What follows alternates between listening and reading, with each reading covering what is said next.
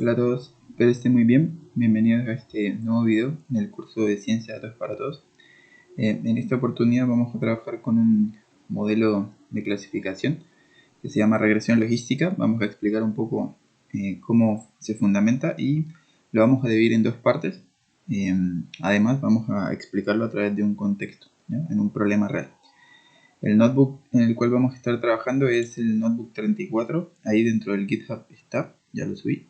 Y también está dentro de lo que es la carpeta del Drive que van a encontrar acá abajo en el enlace. De igual forma, los datos están dentro de esta subcarpeta que se llaman Lending Club Cleanet-2. Y bueno, en el GitHub también van a encontrar los datos. Por acá, son estos de aquí. Y con esos pueden trabajarlo, ¿vale? En particular, el problema que queremos resolver es saber si verificar la fuente de ingresos de una persona que solicita préstamos es relevante o no, ¿ya? Y para eso vamos a estar trabajando en un contexto de préstamos en línea o lo que se conoce como peer-to-peer, ¿no? Las librerías que vamos a utilizar van a ser Pandas, NumPy, SciPy, StatModels, Scikit-learn, dentro de Scikit-learn distintas métricas, Model Selection, Matplotlib, Seaworm, entre otros. Dentro de lo que es el contexto, los préstamos peer-to-peer o en línea son muy fáciles de pedir hoy día en Estados Unidos, son mucho más sencillos, menos requisitos son solicitados en comparación con préstamos comunes y hay muchas empresas que están emergiendo ofreciendo este servicio. Y en particular, la pregunta que queremos resolver es si la empresa debe revisar lo que son las fuentes de ingresos antes de aprobar el préstamo de cualquier individuo. Los datos son información real que obtuve de una página que se llama Lending Club y ahí hay préstamos del 2007 al 2012 con distintas variables, son cerca de 50, sin embargo ya se hizo una limpieza previa y al final solo tenemos 9 variables relevantes que son los ingresos, la calificación crediticia, si tiene o no propiedades, entre otras variables. Y vamos a utilizar como fundamento para poder resolver la pregunta del problema lo que es la regresión logística. En particular vamos a primero analizar los datos, ver lo que es la interacción entre las distintas variables. Lo segundo vamos a mirar qué posibles efectos de confusión pueden existir. Lo tercero, entender cómo funciona la regresión logística, implementarla y analizarla. Bien, en particular lo que hice por acá fue cargar los datos, ahí leí un CSV y además especifiqué algunas columnas, por ejemplo esta Loan Status, definí que solo iba a leer ciertas categorías. Eso se hace con esta función de pandas, API Types Categorical Detail. Le especificas cuáles son las categorías que quieres leer dentro de tu dataset y de esa forma ya quedan identificadas como categorías, ¿no? De la misma forma lo hice con Verification Status, lo hice con Emblem y también lo hice con una que se llama Ownership, término, grado y tasa de interés. ¿Por qué hago esto? Porque básicamente si no las codifico después cuando voy a utilizar el modelo de regresión logística en StatModels, no me va a funcionar tan sencillo, ¿no?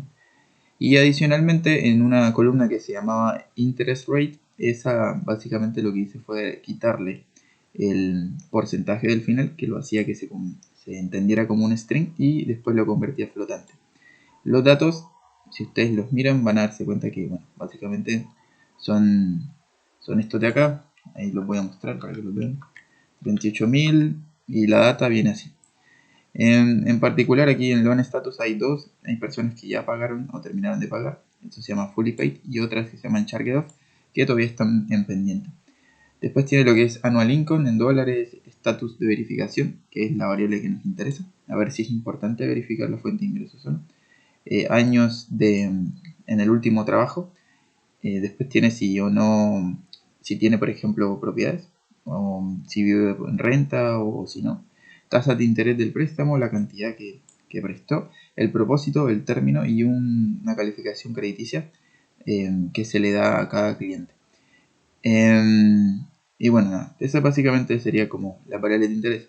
Ahora, desde el punto de vista descriptivo, nosotros nos interesa analizar lo que es el estatus del préstamo respecto a distintas variables. Por ejemplo, en el Annual Income, ahí lo que hice fue hacer un boxplot y además modificar la escala Y para que se entendiera como lo ven.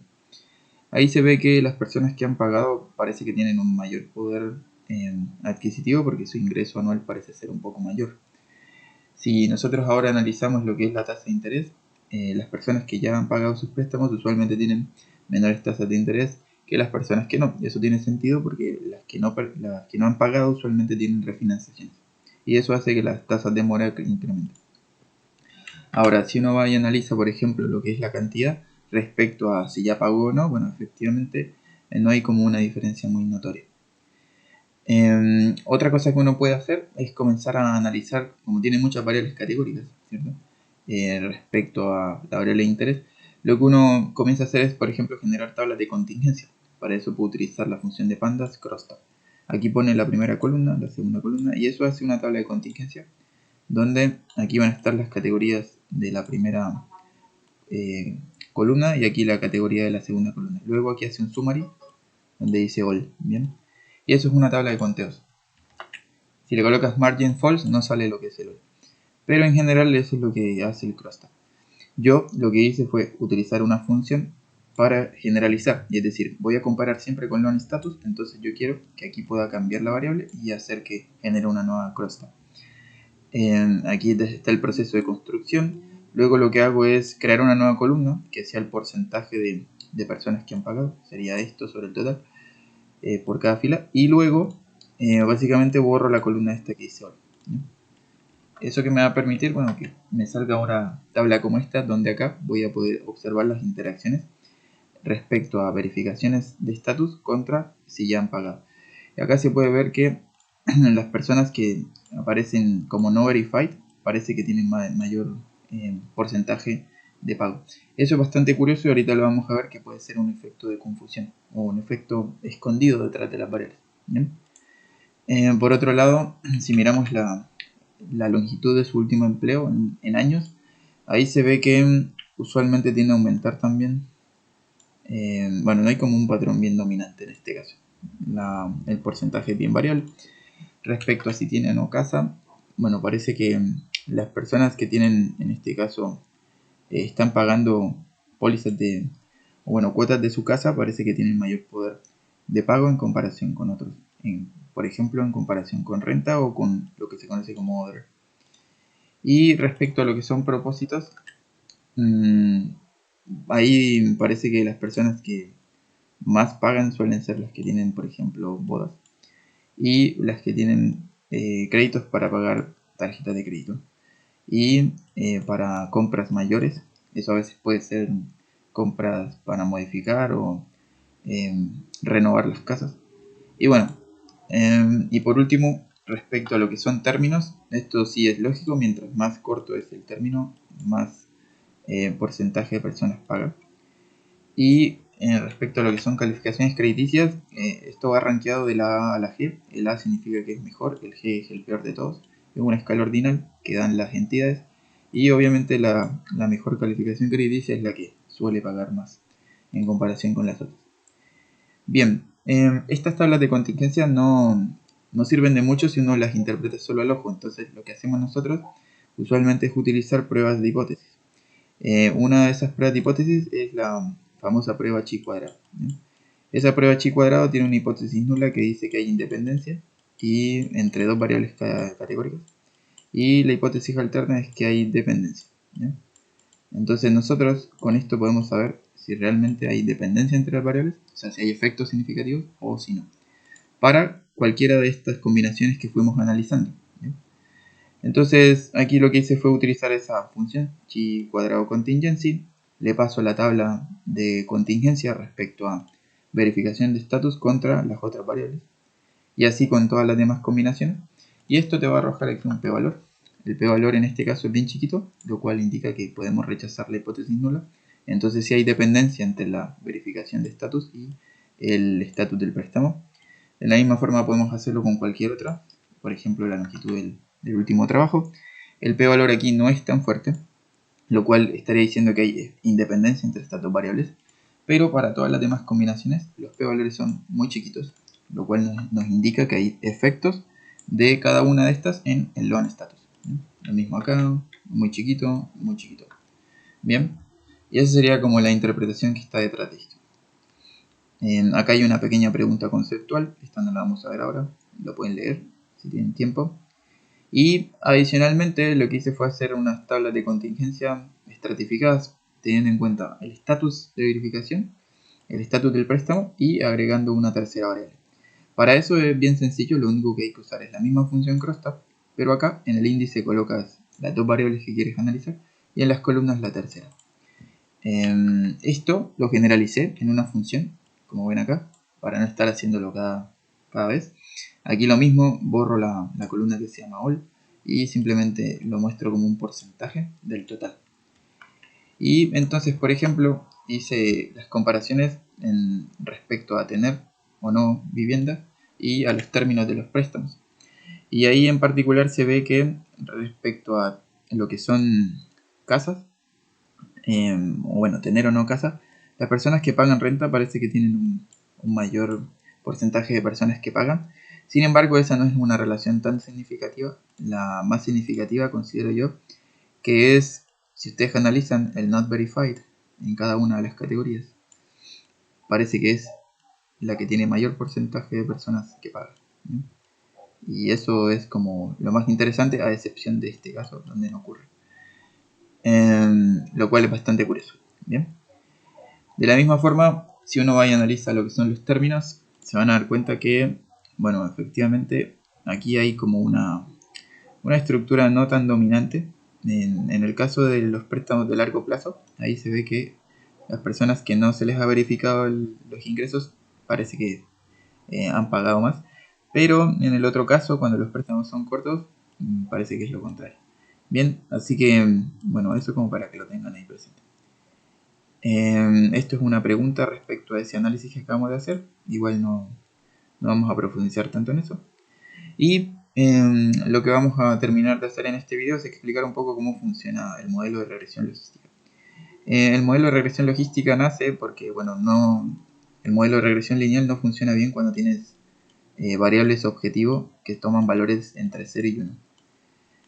Que toman valores 0 y 1, perdón. Entonces, en ese caso, imagínense que esos son sus puntos. Ustedes no pueden ajustar una línea que pase por todos los puntos. Entonces a la gente se le ocurrió generar un modelo que fuera como este, una curva verde que trate de pasar por todos los puntos, ¿ya? Y a ese modelo se le conoce como el modelo de regresión logística. Básicamente es un modelo dado por esta fórmula, 1 más a la menos x, el inverso, donde p es la probabilidad de tener la característica y x es simplemente el resultado de hacer una regresión común, ¿no? Multiplicando beta 1 por x1 más beta 2 por x2 y así con todos los x que consideres que son predictores de tu variable objetivo, ¿ya? Ahora, este modelo básicamente se usa para problemas de clasificación binaria, pero no quiere decir que sea el único modelo que existe, ¿no? Es uno de los primeros que vamos a estar trabajando. En particular, si uno quisiera reescribir este algoritmo o esta fórmula, que es la función sigmoide, uno básicamente podría hacer una operación matemática bien sencilla, como pasar esto al numerador y pasar el p al denominador. Luego este 1 lo puedes pasar a restar, ¿cierto? Y te quedaría que e a la menos x es igual a 1 sobre p menos 1. Y luego si quieres sacarte el logaritmo, entonces lo único que tienes que hacer es aplicar, bueno, el exponencial, perdón, aplicas logaritmo natural de ambos lados. Y eso básicamente te va a dejar menos x igual a logaritmo de 1 sobre p menos 1. Y luego si quieres quitarte este menos, como el logaritmo de las restas, básicamente uno puede reescribirlo. Entonces aquí al final sería como logaritmo de 1 menos p sobre p. Y acá menos x. Entonces si quieres reescribirlo, entonces lo multiplicas por menos 1. Pero al hacerlo, entonces el x sería como logaritmo de p sobre 1 menos p. Y entonces para cualquier probabilidad uno puede encontrar a x como la suma de estas ponderaciones, ¿no? Ese x llamémoslo x guión, ¿no? Ese es el modelo de regresión logística y bueno, básicamente es lo que está acá. logaritmo, lo que se conoce como los odds. Los odds vendrían a ser esta estructura que está acá, que al final se convirtió en esta de acá. Es igual a beta 0 más beta 1 por todas las variables que tengamos analizando. Bien, y ese modelo es el que permite hacer ese tipo de clasificaciones binarias. Aquí está un poco la explicación, igual ya lo acabo de hacer. Y adicionalmente, cuando uno tiene ese modelo, por ejemplo asumiendo que tenemos solo una variable, uno puede saber si este coeficiente tiene efecto en la probabilidad de tener o no la característica. Y en particular uno hace pruebas de hipótesis, ¿cierto? Esas pruebas de hipótesis básicamente son de hipótesis nula, es verificar si el coeficiente es 0 y la alterna que es significativo. Con eso uno sabe si esa variable aporta o no aporta a la probabilidad de tener la característica. De la misma forma, cuando ahorita explicamos un poquito lo que era el modelo de regresión logística, ¿cierto? Uno sabe que el modelo es una función, así, sigmoide. Acá lo que va en el eje Y es la probabilidad. Y en el eje X lo que va es ese valor que nosotros habíamos dicho que se calcula como la suma ponderada de los coeficientes por las variables. ¿Bien? Cuando uno tiene eso y entra al eje X con ese valor dado, ¿sí? Cualquiera, uno acá puede sacar una probabilidad. ¿Bien? Esa probabilidad al final es la que va a permitir tomar la decisión. Usualmente el límite de separación es probabilidad 0,5. Es decir que si la probabilidad es mayor a 0,5 vas a tener la característica y si no, no la vas a tener. No tendrías la característica determinada. Y en particular esos límites de decisión es lo que trata de encontrar el algoritmo. ¿Ya? El algoritmo es un algoritmo estadístico que lo único que hace es encontrar cuánto vale beta 1, beta 2, beta 3, de tal forma que se maximice el poder explicativo. Y es por eso que uno, aquí hice un pequeño dibujo, solo a modo de ejemplo. Yo les comenté que no necesariamente la función tiene que ser así una línea, sino que realmente puede ser algo así. ¿Ya? Y todo lo que esté por aquí encima será así, todo lo que esté por acá abajo será no. Esta función es la función sigmoide, la que les acabo de explicar. ¿Bien? Y de esta función, para cualquier individuo, puedes entrar y sacar la probabilidad de tener la característica dada. ¿Bien? Y eso es lo que hace o devuelve el algoritmo. ¿Bien? Ahora, si uno quisiera verlo, aquí hice unas especies de ejemplos, como para que pudieran ver si yo voy cambiando algunos valores. Pero bueno, al final es lo que acabo de decir. Y ya, eso sería básicamente el modelo de regresión logística.